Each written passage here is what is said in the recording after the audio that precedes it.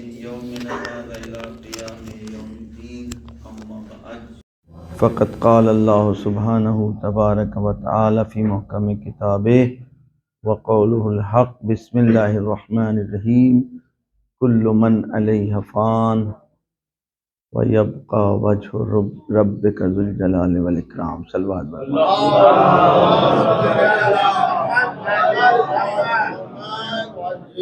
ایک مرتبہ سورہ حمد اور 3 مرتبہ سورہ اخلاص کی تلاوت فرما کر مرحوم مظہر عباس صاحب کی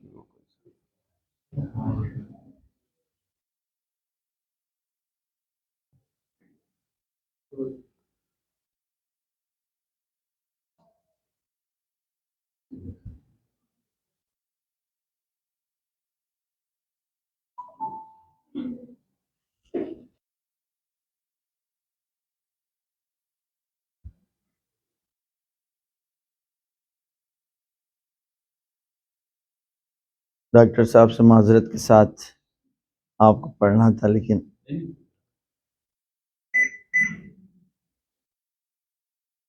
قرآن کی یہ آیت کریمہ ہے جو بارہا آپ لوگ سنتے رہتے ہیں، لیکن افسوس یہ کہ صرف مرحومین اور جنازوں کے آگے اس سوروں کو پڑھا جاتا ہے، جبکہ یہ سورہ زندوں کے لیے ہے۔ اور ہمارے مرنے والے تو روح و جسم کے فاصلے کے بعد بھی کبھی مرتے ہی نہیں، اگر مر جائیں تو پھر یہ آج مجلس کا برپا کرنا بے معنی ہے، کیونکہ زندہ ہیں لہٰذا ہم ان کے لیے ایصال کر رہے ہیں۔ ایصال میں ایک ہوتا ہے پہنچانے والا، ایک ہوتا ہے لینے والا، ایک ہے دہندہ، ایک ہے گیرندہ۔ دینے والے کے لیے بھی باحیات ہونا ضروری ہے، اور لینے والا بھی باحی ہو، باحیات ہو، تبھی لے سکتا ہے۔ ممکن ہی نہیں ہے کہ دینے والا اور پہنچانے والا تو زندہ ہو اور جس کو پہنچایا جا رہا ہو وہ مردہ ہو۔ اس کا مطلب ہمارے دین کا کانسیپٹ ہی حیات پر مبتنی ہے۔ یہی وجہ ہے کہ ہمارے یہاں ہمارے اردو ادب میں مرنے کا بھی نام جو انتخاب کیا گیا ہے وہ انتقال کا ہے۔ یہ لفظ انتقال بہت ہی فقاہت و بلاغت و فصاحت کو مد نظر رکھتے ہوئے ہے، یعنی جس نے نقل مکانی کیا ہے۔ انتقال کا مطلب ہی ہے کہ ایک منزل سے دوسری منزل میں جانے والا۔ یہاں پر اس کا وقت پورا ہو چکا ہے، اب فصل کاٹنے کا موقع ہے۔ جس وقت بونے کا ٹائم تھا اس ٹائم اس نے فصل بوئی، اور اب فصل کاٹنے کا موقع ہے۔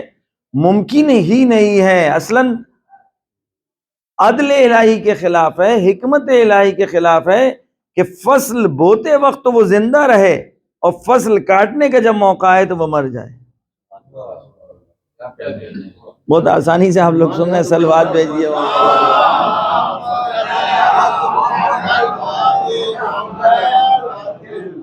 خالی لکھنؤ کے لوگ ہوتے تو ہم گزر جاتے، بارہ بنکی کے لوگ بھی بیٹھے ہوئے ہیں، لہٰذا میں نے اس لیے روکا۔ ایک صلوات بھیجیے۔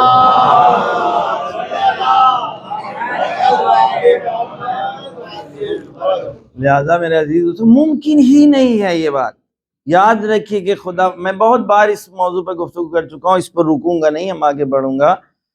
ممکن نہیں ہے کہ خداوند عالم کسی چیز کو خلق کرے ختم کرنے کے لیے۔ اصلا بیکار تھوڑی نہ ہے کہ کوئی اب بیٹھا ہے کہ کوئی چیز بنائے اس کے بعد، اور بنانے کے بعد وہ ختم کر دے۔ اس لیے کہ ہم اور آپ کوئی چیز نہیں بناتے ہیں کہ وہ مٹ جائے اور ختم ہو جائے۔ اب وہ مٹ جاتی ہے، یہ میری مجبوری ہے، کیونکہ اس سے زیادہ اب ہم میں ایبیلٹیز نہیں ہیں کہ اس کا ہم اس کو دوام دے سکیں اپنے ہاتھوں کے ذریعے۔ ہم اپنی طاقت کے ذریعے کسی کو دوام دے سکیں، کسی کو ہمیشگی دے سکیں، یہ اب ہم میں دم نہیں ہے۔ لہذا اب ہم اس کے حوالے کر دیتے ہیں کہ جو دائم ہے، کہ جو ہے ہمیشہ سے ہے اور ہمیشہ رہے گا، اور یہ اس لیے اس کے حوالے کرتے ہیں کہ اب کیونکہ اس کے حوالے کر دیا ہے، اب یہ کبھی نہیں مٹے گا، ابھی کبھی نہیں مٹے گا۔ لہذا یہ صدقات جاریہ کیا چیز ہے؟ یہ صدقات جاریہ کیا چیز ہیں؟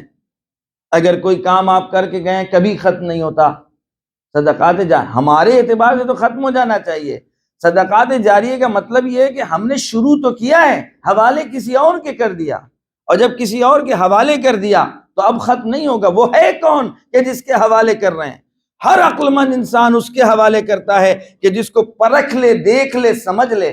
آپ ادنا سا چھوٹا سا بڑا نوٹ دینا چاہیں کہ جا بھنا لاؤ تو آپ بچوں کو نہیں دیتے، کیونکہ خطرہ ہوتا ہے کہ یہ پلٹ کر کے پوری طرح واپس بھی آئے گا کہ نہیں آئے گا۔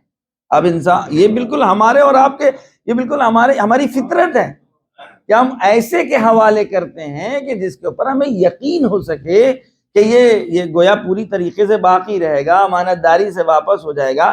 لہٰذا ہم کوئی بھی چیز جو ہے، ہمارا دین ہم سے کیا کہہ رہا ہے؟ کوئی بھی عمل کرو تم عمل کو حوالے اس کے کرو کہ جو عمل کو رکھ سکے۔ شکل عمل سے اصل مہم ہے نیت عمل۔ میں اس سے پہلے بھی شاید کہہ چکا ہوں، خیر العمل یعنی عمل کرنے والے سے بہتر نیت عمل ہے۔ خود خیر العمل، عمل سے بہتر نیک کام کی نیت کرنا ہے۔ نیت العمل نیت عمل الخیر خیر من عملہ، نیک کام کی نیت خود ایک کام سے بہتر ہے۔ اچھا کوئی آدمی کہے کہ یہ تو بڑا اچھا فارمولہ بتا دیا، روزانہ نیت کریں گے، کام تو کرنا ہی نہیں ہے۔ تو نیت، نیک کام کی نیت کام سے بہتر ہے۔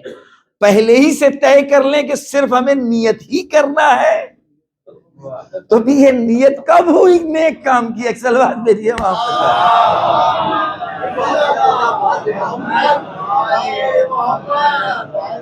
بہت مشہور گویا ہے، ہمیں نہیں پتا کہ یہ حدیث ہے، میں ابھی نہیں کہہ سکتا ہوں کہ یہ حدیث ہے کہ نہیں ہے، لیکن بہت مشہور ہے ہمارے اور آپ کے درمیان کہ عمل ابتدا ہمارے ہاتھ میں ہے، والاتمام من اللہ۔ سنیں، السعی منی والاتمام من اللہ، تلاش و کوشش ہمارا کام ہے اور اس کام کو مکمل تک کرنا، پائے تکمیل تک پہنچانا اللہ کا کام ہے۔ بس نیت کے ساتھ ابتدا کر دیں، اور ابتدا ہی کرتے وقت ہم جب نیت کرتے ہیں کہ ہم ابتدا کر رہے ہیں، اس کو ہم کو پائے تکمیل تک پہنچانا ہے۔ اب اگر درمیان میں رک جائے تو یہ اس کا کام ہے کہ جس کے لیے کر رہے ہیں۔ سلوات دیجیے۔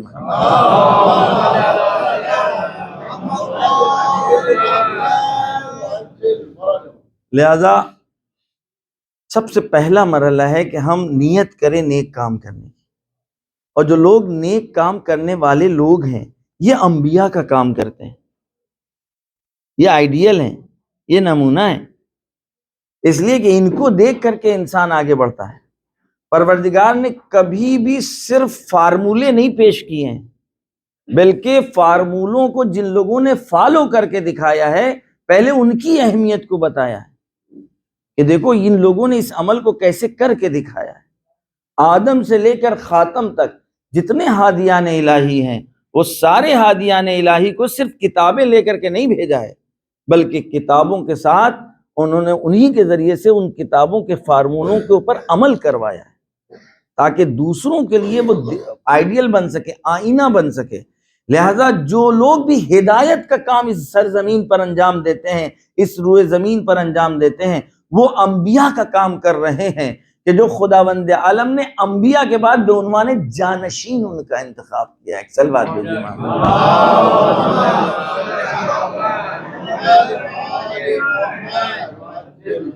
ایک حدیث ہے، دعائیہ جملے ہیں، ظاہراً چھٹے امام سے ہیں یا رسول اکرم سے ہیں۔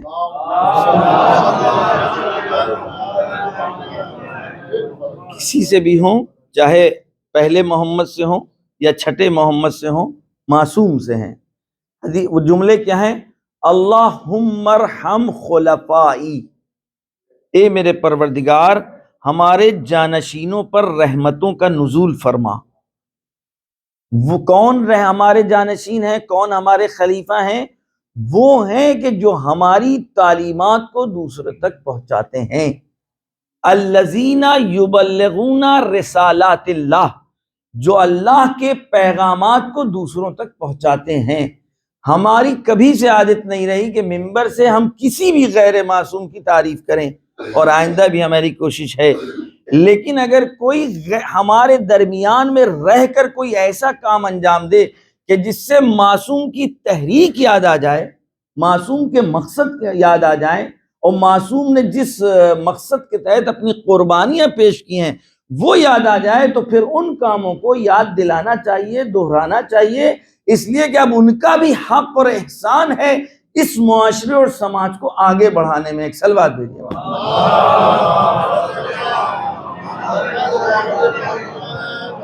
بات آ گئی تو میں کہہ رہا ہوں، مثلا مجھے اب ہمارے رضا بھائی انہوں نے یہ کتاب کیا ہے، انہوں نے اپنے باپ دادا کے بارے میں نہیں لکھا ہے، اہل بیت علیہ الصلوۃ والسلام کے بارے میں لکھا ہے۔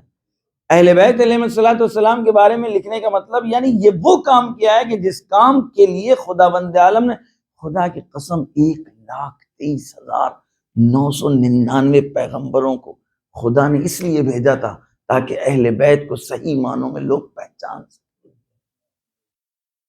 اس کے ایکسپلین کا موقع نہیں آپ کے سامنے ایکسپلین کرتا، شاید کبھی آپ سن چکے ہیں۔ آدم اہل بیت کی ایک صفت کا نام ہے، نوح اہل بیت کی ایک صفت کا نام ہے، ابراہیم اہل بیت کی ایک صفت کا نام ہے، اس لیے کہ اہل بیت کی کل صفات کو ایک ساتھ ایکسپٹ تحمل کرنے کی طاقت مادے میں نہیں ہے۔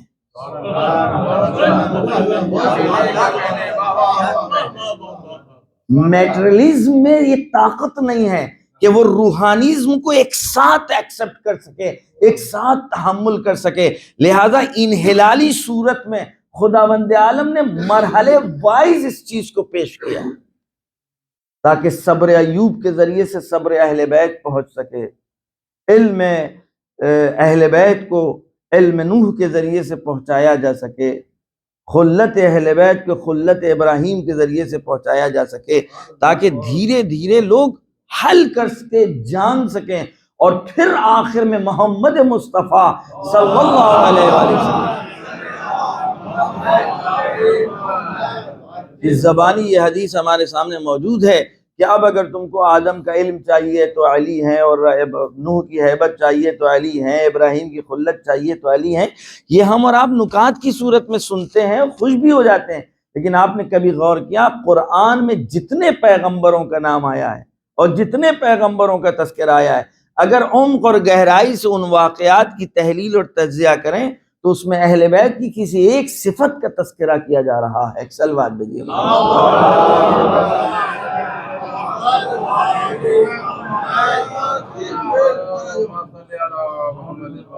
لہذا یہ کام کہ اہل بیت کی مداح میں جن لوگوں نے قدم آگے بڑھایا ہے، دامے درہم سخنے، پھر اہل بیت کے کاموں میں یتیم پروری شوخی نہیں ہے۔ وَيُطْعِمُونَ الطَّعَامَ عَلَى حُبِّهِ مِسْكِينًا وَيَتِيمًا وَأَسِيرًا۔ ایک مرتبہ ہے صفت کی تعریف کرنا، اور ایک مرتبہ اہل بیت کی صفت کو ہم کہیں اپنے اعتبار سے پی لینا، اہل بیت کی صفت کو اپنے اندر اتار لینا۔ ایک حدیث ہے، تخلقوا باخلاق اللہ، اللہ کے اخلاق کو تم ایکسپٹ کرو، یعنی اپنے آپ کو متخلق بخلق الہی بناؤ۔ اللہ کریم ہے، تم کرم کی تعریف کرو تو بہرحال ایک مدح کر رہے ہو، اچھی بات ہے، لیکن تم کریم بن جاؤ، یہ مدح زیادہ پائیدار ہے۔ یعنی تمہاری ادائیں، تمہاری حرکتیں، تمہاری نگاہوں کا ڈھنگ، تمہاری زبان کا انداز، ہر ایک سے کرم جھلکے، اور جب تم میں کرم نظر آئے گا تو یہ تو طے شدہ ہے کہ یہ تمہاری صفت نہیں ہے،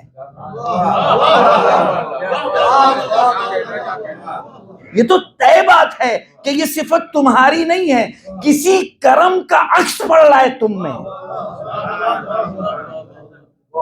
لہذا ایک ماں ہے، بہترین ممتا کی مالکہ ہے، لیکن گویا حدیث میں آیا ہے اس کے 70 برابر خداوند عالم ممتا اور پیار اور محبت رکھتا ہے اپنے بندے سے۔ لہذا ایک ماں کو کہا گیا ہے کہ آئینہ ربوبیت الہی ہے۔ آئینہ ربوبیت الہی ہے، اور آئینے کا کام یہ ہے کہ جو صاحب اصلی تصویر ہے اس کا انعکاس اس میں باقی رہے۔ غلطی کیا ہوتی ہے، کبھی کبھار ایسا ہوتا ہے ہم میں آپ میں اس پر عکس پڑتا ہے نا، وہ یہ سمجھتا ہے شاید یہ ہماری صفت ہے۔ آئینے کے سامنے کوئی حسین آدمی، خوبصورت آدمی کھڑا ہو جائے اور آئینے کو گھمنڈ ہو جائے کہ لوگ ہماری طرف جو دیکھ رہے ہیں یہ میری وجہ سے دیکھ رہے ہیں۔ آئینے کو اپنے اوپر گھمنڈ ہو جائے، غرور ہو جائے، من میں ہوں، اسی لیے تو لوگ ہماری طرف آ رہے ہیں۔ اس کو یہ نہیں پتا یہ اس کی طرف جو لوگوں کی نگاہیں رک رہی ہیں وہ اس تصویر کی بنا پر ہیں جو اس میں جھلک رہی ہے۔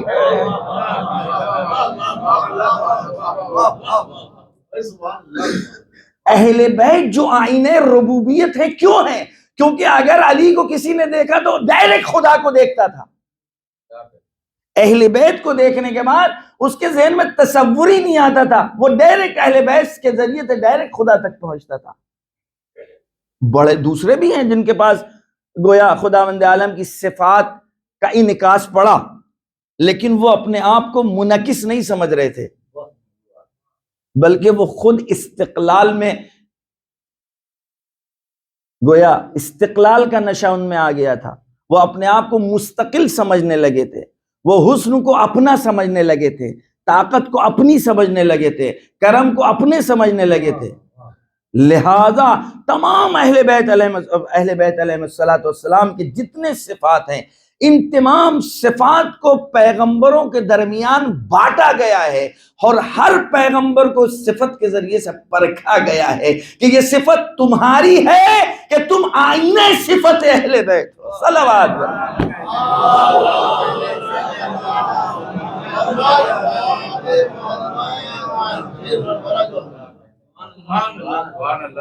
اب یوسف تک کوئی آیا حسن کی تعریف کرنے، اس نے کہا تم نے ہمیں دیکھا ہے؟ زلیخا کی جوانی کیوں پلٹی؟ یوسف کے ایمان پر، یوسف پر ایمان لانے کی بنا پر نہیں۔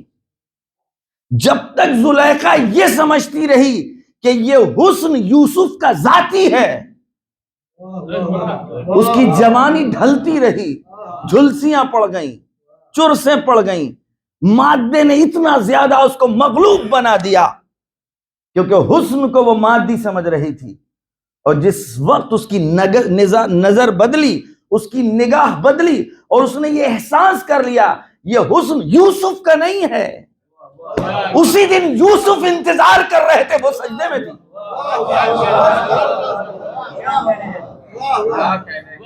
آپ یہ بتائیے کہ وصال کے بعد کون ہجران چاہتا ہے؟ شوہرہ بیٹے میں وصال کے بعد کون ہجر چاہتا ہے؟ واحد زلیخا ہے کہ جس کے وصال کے نزدیک کا مرحلہ آ چکا تھا، اب اس نے کہا کہ اب تو وصال حقیقی ہے۔ اس لیے کہ اب تک ہم عشق مجازی میں وصال ڈھونڈ رہے تھے، اے یوسف اب تو ہم کو اصلی وصال ملا ہے، لہذا اب کل تک ہم منتظر تھے، اب تم کو انتظار کرنا ہوگا۔ کل بات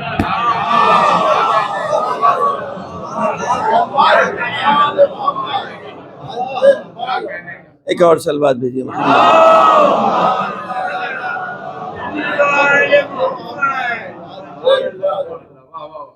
اب بات یہاں تک آ گئی تو سن لیں۔ مادی عشق اور معنوی عشق میں فرق ہے۔ مادی عشق کی انتہا وصال ہے، اور وصال سے پہلے تو عشق نامے آپ دیکھیں گے، اور عشقی اشعار دیکھیں گے، اور عشق عاشقانہ گفتگو دیکھیں گے، لیکن وصال کے بعد جدائی کی ابتدا ہوتی ہے۔ پورے اعتماد سے آپ تک یہ بات پہنچا رہے ہیں، عشق مادی میں وصال مختل عشق ہے،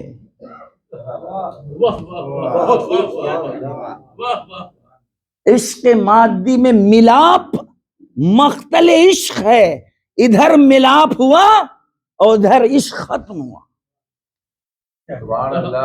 اور عشق معنوی میں وصال عروج عشق کا نام ہے، کمال عشق کا نام ہے، اس لیے کہ دو عاشق جب الگ تھے تب تک ان کی تاب ایک دوسرے برداشت کر رہے تھے، لیکن جب دو عاشق ایک جگہ مل گئے اب اس عشق کی ضوئیں اور کرنیں پوری کائنات کو اپنا معشوق بنا لیں۔ پوری عالم انسانیت کی تاریخ اٹھا کر کے دیکھ لیں، خدا کی قسم، جز علی و فاطمہ کے، جز محمد و خدیجہ کے، ملاپ سے پہلے تو عشق کی داستانیں سنیں گے، ملاپ کے بعد محبت کی کہانیاں نہیں سنیں گے۔ لیکن یہ ایک گھرانہ تھا کہ جہاں دو عاشق جمع ہوئے تو اب عشق و محبت نے جنم لیا، اور یوں کہا جائے کہ اب اس گھر میں عشق پلا ہے، محبت پلی ہے، اس سے جو وابستہ ہوگا اس کو کہیں گے عاشق۔ کوئی میں مذہبی گفتگو نہیں کر رہا ہوں ابھی اس وقت، کوئی آپ کے سامنے قرآنی اور حدیثی گفتگو نہیں کر رہا ہوں، بالکل ایکسپیرینس والی بات ہے، تجربے والی بات۔ پوری تاریخ اٹھا کے تاریخ بشریت انسانیت دیکھ لیجئے کہ جہاں کے اوپر دو عاشق ملتے ہیں، ملنے کے بعد ہوتا کیا ہے۔ اور آج اس دنیا میں جو آج ہمارے بچے جوان یہ سوشل میڈیا کے اوپر عشق ڈھونڈ رہے ہیں، وہ بھی دیکھ لیں کہ اس کا نتیجہ کیا ہوتا ہے۔ یا آج ہمارے معاشرے اور سماج میں اتنی جلدی طلاقوں کی خبریں کیوں آتی؟ اس کی وجہ یہ کہ ان کو پتہ ہی نہیں کہ عشق کیا ہے، محبت کیا ہے، پیار کیا ہے۔ کبھی بھی مادے میں عشق ہو ہی نہیں سکتا، عشق مادے کی چیز ہے ہی نہیں، میٹیریل کی چیز ہی ہے ہی نہیں عشق و محبت۔ عشق اور محبت معنوی ایک مفہوم ہے، ایک روحانی مفہوم ہے جو کسی کا عکس ہے،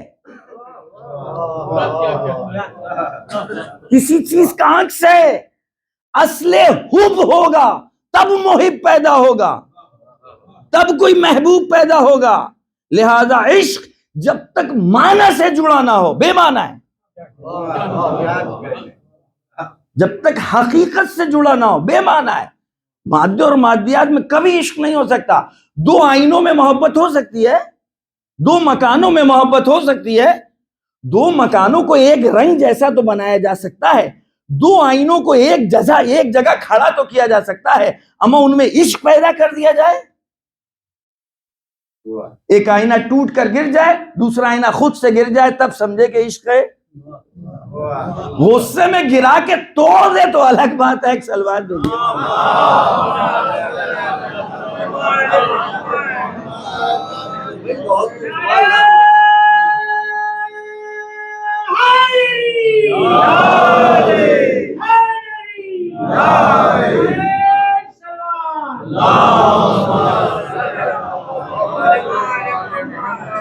پتہ نہیں کیا پڑھنا چاہ رہے تھے، کیا پڑھ رہے ہیں ہمیں خود نہیں پتہ۔ ایک سلوات بھیجیے محمد والے۔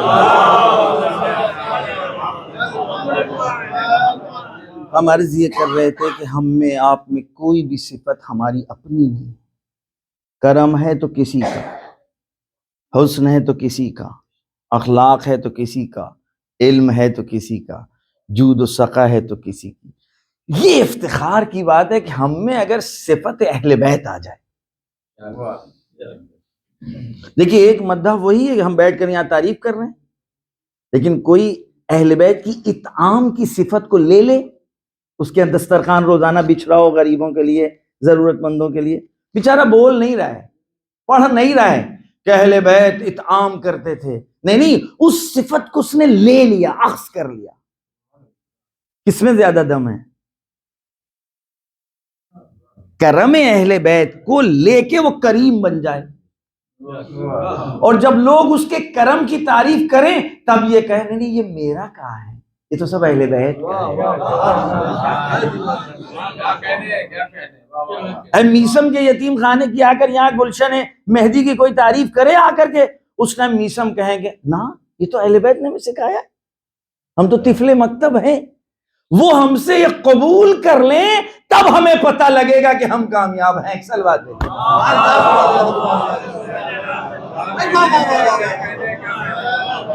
یہ گلشن مہدی اہل بیت کے اطعام کی، یتیم پرورش کی صفت کی ایک قطع ہے، قصیدے کا ایک شعر ہے، یہاں پر آنے کے بعد مہدی، گلشن، ان دونوں کو اضافہ کس نے بنایا؟ میسم نے۔ میسم کون ہے؟ باپ کون ہے؟ کیا کرتے تھے؟ کس طرح کی تعلیم تھی؟ کون سا مکتب تھا؟ کس فرش اعضاء پر تھے؟ کیسے اٹھتے بیٹھتے تھے؟ جیسے ہی ہم نے یہاں سے اہل بیت تک پہنچا دیا، کامیاب ہو گئے۔ ہمارا جو کام تھا وہ ہم نے اپنے اعتبار سے کیا تھا، اہل بیت نے کہا تم نے میرے لیے کیا ہے، اب ہم دوام دینا میرا کام ہے، پائیداری دینا میرا کام ہے، ثبات دینا میرا کام ہے، میرے لیے کیا ہے نا، جب تک ہم باقی ہیں تمہارا یہ کام باقی ہے۔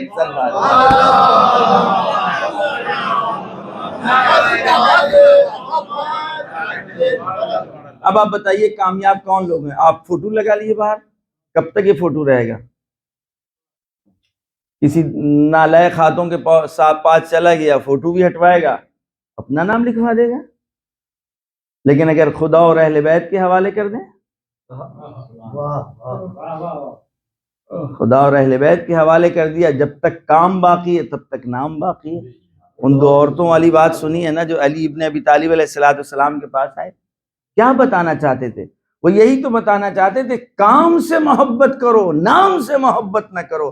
انشاءاللہ میں سمجھتا ہوں کہ یہ تحریک بن جائے، صرف ایک گلشن مہدی نہ ہو، گلشن سجاد بھی ہو، گلشن صادق بھی ہو، گلشن باقر بھی ہو، گلشن کاظم بھی ہو، گلشن رضا بھی ہو۔ سارے ائمہ نے یہ کام انجام دیے اور بڑا اچھا نام رکھا ہے۔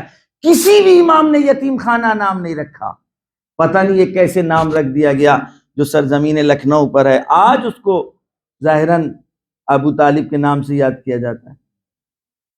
یتیم خانہ، علی ابن ابی طالب علیہ السلام نے ایک بچے کو دیکھا باہر کھڑا ہوا ہے، لوگ کھیل رہے ہیں، جو ابھی تازہ آپ نے سنا تھا، اور امام اس کو اپنے گھر لے کر کے جاتے ہیں اور باقاعدہ آراستہ کرتے ہیں، لباس سے باہر بھیجتے ہیں، کہتے ہیں جاؤ کہہ دینا ہم کو میرے بابا نے بھیجا ہے، میرا باپ علی ہے۔ تصور یتیمی ختم کرنا ہے میں، تصور یتیمی، کفالت کس کو کہتے ہیں؟ چھٹے امام نے فرمایا ہے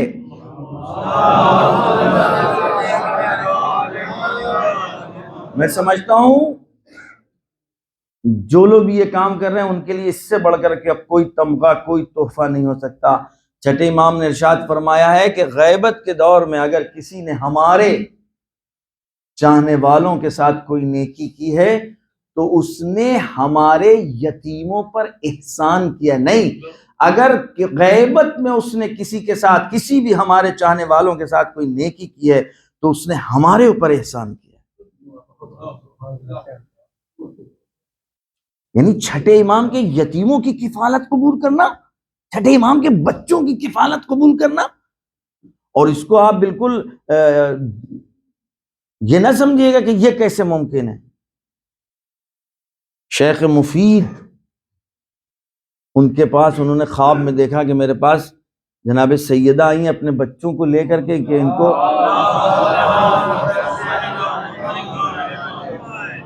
کو آپ فقہ اہل بیت سکھائیے۔ وہ بیچارے گھبرا گئے، رونا پیٹنا،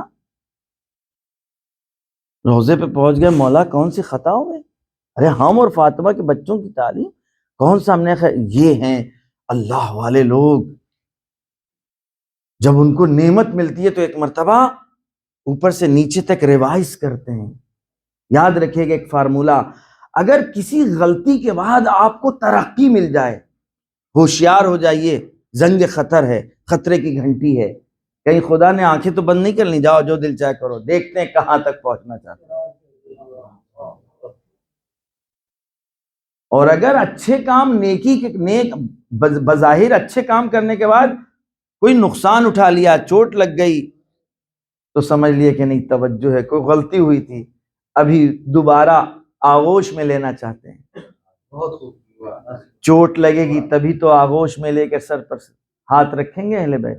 یہ روایت ہے، حدیث ہے اور قرآنی فارمولہ ہے کہ اگر پے در پے غلطیاں آدمی کر رہا ہے ترقی۔ عام طور سے ہمارے جوان بچے پوچھ لیتے ہیں مولانا صاحب دیکھیے، پتہ نہیں دیکھیے فلانی کو دیکھیے، نہ کسی چیز کی رعایت، نہ کچھ، مار دن پہ دن فلیٹ پہ فلیٹ اور مار، ترقی پہ ترقی اور مار، پوسٹ پہ پوسٹ، پوسٹ پہ پوسٹ. تو یہ آپ دیکھ لیں کیا مطلب ہے.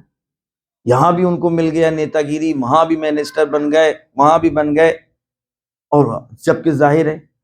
اور آپ فلانی کو دیکھیے بیچارہ اتنے نیک کام کرتا ہے، سب کچھ کرتا ہے، لیکن تو روایات و احادیث میں بتایا گیا ہے کہ اگر طے شدہ گناہوں اور غلطیوں کے بعد کسی کو ترقی مل رہی ہے، اس کا مطلب اوپر سے لے جا کر کے پھینکنے کا ارادہ ہے. ایک صلوات دیجیے محمد والے.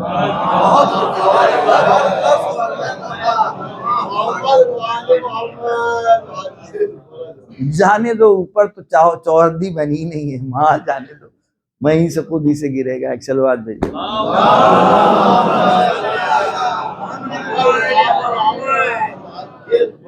میرے عزیز دوستوں، میں مجلس ختم کر رہا ہوں. کل من علیہ فان، ہر چیز کو فنا ہے.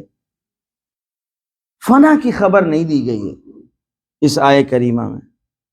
یہ بتایا گیا کیسے باقی رہو. اعلان یہ نہیں کیا گیا کہ ہر چیز فانی ہو جائے گی. بتانا یہ چاہتے ہیں کہ تم کیسے باقی رکھ سکتے ہو.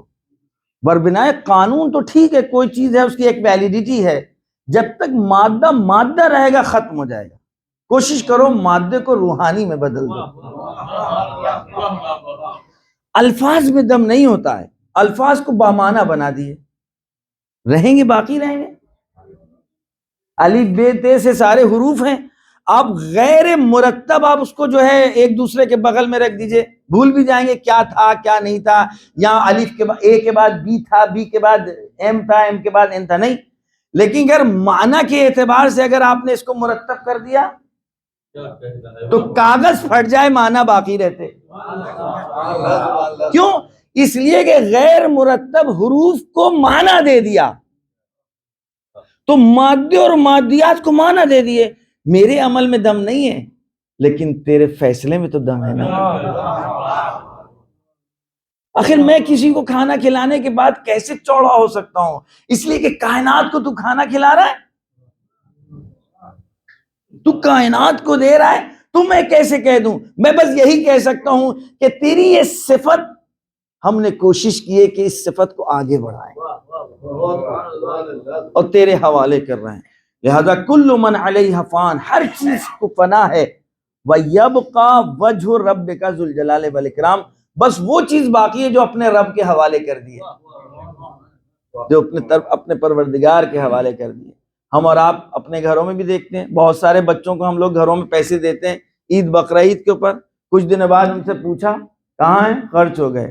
ایک بچہ بڑا زرنگ ہے، گھر ہی میں کسی کے حوالے کر رہا تھا، اپنی بڑی بہن کو دے رہا تھا یا اماں کے پاس رکھا رہا تھا. ابا دے رہے تھے، وہ اماں کو دیے جا رہا تھا، ابا دے رہے اماں کو دیے جا رہا ہے. دونوں بچوں سے ایک ساتھ پوچھ لیا نے ابا نے کہ بھائی تم کو بھی تو دیے تھے، کہا وہ تو ختم ہو گئے. ان کا کہا ہے کتنے ہیں؟ اب وہ ظاہر ہے اماں کے پاس ہیں، اس کو پتا ہے ہم رکھیں گے ختم ہو جائیں گے، اپنے سے قوی کے پاس رکھ دیں باقی رہیں.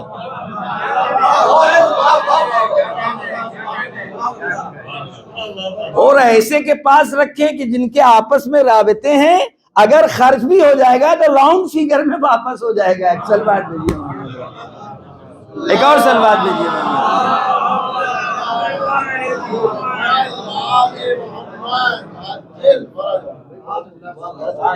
بس میرے عزیز دوستو، آپ دیکھ رہے ہیں فاطمیہ، کبھی سوچ سکتا تھا کوئی جس کی شہادت مخفی، جس کی مظلومیت مخفی، جس کی قبر مخفی، لیکن کیونکہ اللہ کے حوالے اس کا کام ہے. آج کوئی روک سکے مظلومیت زہرا کو؟ آج کوئی چھپانا چاہے چھپا سکتے ہیں؟ ہر ذہن میں ایک سوال ہے کہ آخر کیسے ممکن ہے رسول کی بیٹی کی خبر کیوں نہیں پتا؟ آخر کیوں نہیں پتا؟ رسول کی بیٹی کے اوپر کیوں نہیں نماز پڑھی لوگوں نے؟ کیوں فاطمہ نے یہ وصیت کی کہ ہم پر کوئی نماز نہیں پڑھے گا؟ سوال. صادق ہیں، صادقہ ہیں. رسول کے بعد رسول سے مشابہ صداقت میں فاطمہ کے علاوہ کوئی تھا ہی نہیں. عائشہ کہہ رہی ہیں کتاب میں، بخاری کی روایت ہے، کہ اپنے بابا سے سب سے زیادہ اگر کوئی مشابہ تھا، شبیہ تھا صداقت میں تو فاطمہ زہرا ہے، لہجے میں فاطمہ زہرا ہے۔ تو اب اگر فاطمہ زہرا فرما رہی کہ میری تشییع جنازہ میں کوئی آئے گا نہیں، تشییع جنازہ تو ہوئی نہیں۔ میں نے چھوٹے امام باڑے میں بھی کہا تھا، عجیب بات ہے کہ پانچوں پنجتن میں کسی کی تشییع جنازہ نہیں ہوئی۔ یہ قیامت ہے، قیامت۔ اس کے اوپر اگر مسلمان بیٹھے سوال کریں، آخر کیسے ممکن ہے کہ رسول خدا کی تشییع جنازہ نہیں ہوئی، علی کی تشییع جنازہ نہیں ہوئی؟ اچھا کیوں نہیں ہوئی؟ دلیل بھی موجود ہے۔ ایک کی ہوئی تو کیا ہوا؟ امام حسن علیہ السلام کی تشییع جنازہ مختصر سی ہوئی تو کیا ہوا؟ تابوت کے اوپر تیروں کی بارش ہوئی کہ نہیں؟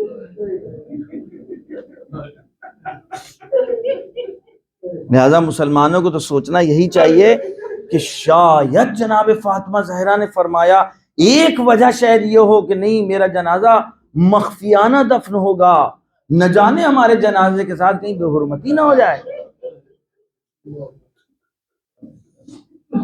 عجیب بات ہے، رسول اکرم نے علی کو سفارش تاکید کی تھی، اے علی ہمارے جنازے کے پاس سے ہٹنا نہیں۔ 3 دن تک جنازہ آپ کے حجرے میں رہا ہے، 10 آدمی لوگ آتے تھے، اصحاب آ کر نماز پڑھ کر کے جاتے تھے، علی ہٹتے نہیں تھے وہاں سے۔ کس چیز کا خطرہ تھا؟ ہے کوئی سوال؟ اس سوال کا جواب؟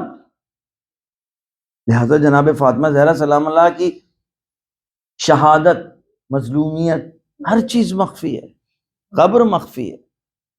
اسرار الہی میں سے ایک سر ہے، ایک راز ہے کہ جو اہل بیت کے اور خدا کے درمیان۔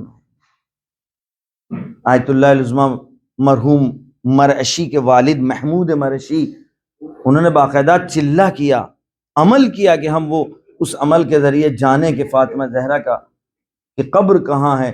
تو آپ کو باقاعدہ خواب میں امام زمانہ نے آ کر روکا کہ مرعشی تمہارے شہر میں معصومہ کا مزار ہے، معصومہ کا روضہ ہے، ان کی ذریعے تم ان کے اوپر جا کر زیارت کرو، ان کی تمہیں ہماری ماں فاطمہ کی زیارت کا ثواب ملے۔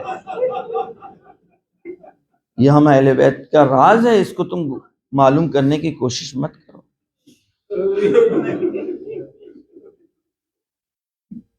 ایک تاریخ کے اعتبار سے ظاہراً شب شہادت کل کی تاریخ جو آنے والی ہے وہ جناب زینب کی شہادت اس گویا اردو بعض کتابوں میں ہے کہ ان کی شہادت منائی جاتی ہے۔ ویسے تو رجب کی 15 تاریخ کو جناب زینب سلام اللہ کی شہادت منائی جاتی ہے، ماں اور بیٹی کی شہادت۔ ادھر عزائے فاطمیہ کے دن تقریباً اختتام تک کے ہیں، لیکن انصاف سے بتائیے کہ اگر ابھی شہادت ہوئی ہوگی تو حضرت زہرا کے گھر میں کیسا حال ہوگا، اس طرح کا ماتم ہوگا۔ جہاں بچوں کو رونے نہ دیا گیا، وہاں جہاں بچوں کو رونے نہ دیا ہو، بس ہاتھ جوڑ کے عرض کرنا چاہتے ہیں بی بی اے آقا معذرت چاہتے ہیں، معافی چاہتے ہیں آپ سے۔ یقیناً آپ کے بچے اپنی ماں پر رو نہ سکے، لیکن جب رونا چاہتے تھے تو کسی نے تمانے سے تو نہیں لگا۔ ماں کے سینے سے لپٹے ہوئے بین کر رہے تھے حسن اور حسین، اماں ہم سے بات کرو، اماں ہمارے سوال کا جواب دو، اماں میرے سلام کا جواب دو۔ یہاں تک کہ پھر آخر میں حسنین نے کہا اماں میرے نانا کو جا کے سلام کہیے گا اور کہیے گا ہم یتیموں کو چھوڑ کر کے آئے ہیں۔ علی فرماتے قسم کھاتے ہیں اللہ کی، فرماتے ہیں اللہ کی قسم میں نے اپنی آنکھوں سے دیکھا کہ بند کفن ٹوٹے، 2 ہاتھ نمودار ہوئے، بچوں کو سینے سے لگا لیا۔ ادھر بچوں کو سینے سے لگانا تھا، حاتم غیبی کی آواز آئی اے علی بچوں کو ماں سے الگ کر لو، اس لیے کہ ملائکہ میں کوہرام ہے۔ میں کہتا ہوں اے کاش کربل کے مقتل میں بھی کوئی جاتا اور بچی کو باپ کے سینے سے ہٹاتا۔ نہیں ہٹانے والا تھا تو ہاتھ میں تازیانہ تھا، بچی کے بال پکڑ کے کہتا بچی سمجھنا۔ الا لعنت اللہ علی قوم الظالمین وسیعلم الذین ظلموا ای منقلب ینقلبون۔ بار اللہ ہم سب سے اس مختصر سی عبادت کو قبول فرما، خصوصاً خاص طور سے اس ذکر کے ثواب کو مرحوم مظہر عباس صاحب کی روح کو ایصال کرتے ہیں۔ پروردگار تمام مومنین کی ارواح ہمارے اولادوں کے اعمال پر ناظر رہتی ہیں۔ پروردگار تمام اولادوں کو نیک نیتی کے ساتھ نیک کام کی توفیق عطا فرما۔ پروردگار میثم صاحب نے جو کام شروع کیا ہے یہ صرف کام تالاب کی شکل میں نہ رہے، چشمے میں تبدیل ہو جائے، نہروں میں تبدیل ہو جائے، تاکہ قوم کے دوسرے وہ افراد کے جن کو اللہ نے نوازا ہے وہ بھی ایسے کاموں کی طرف قدم آگے بڑھائیں، تاکہ اہل بیت کا کوئی بھی چاہنے والا غیبت کے دور میں یتیمی کا احساس نہ کر سکے۔ اے میرے مولا ہمارے امام کے ظہور میں تعجیل فرما، ان کے اعوان و انصار میں شمار فرما۔ اللہم تقبل منا انک انت السمیع العلیم۔ رضا صاحب جیسے شعراء کو اس سے زیادہ توفیق دے، ہمارے اور جوانوں کو بھی بہت فکر کے ساتھ اشعار کہنے کی توفیق عطا فرمائے، تاکہ جو ہماری قوم کی نسلوں کے لیے یہ ذخیرہ بن سکے۔ اللہم صلی علی محمد۔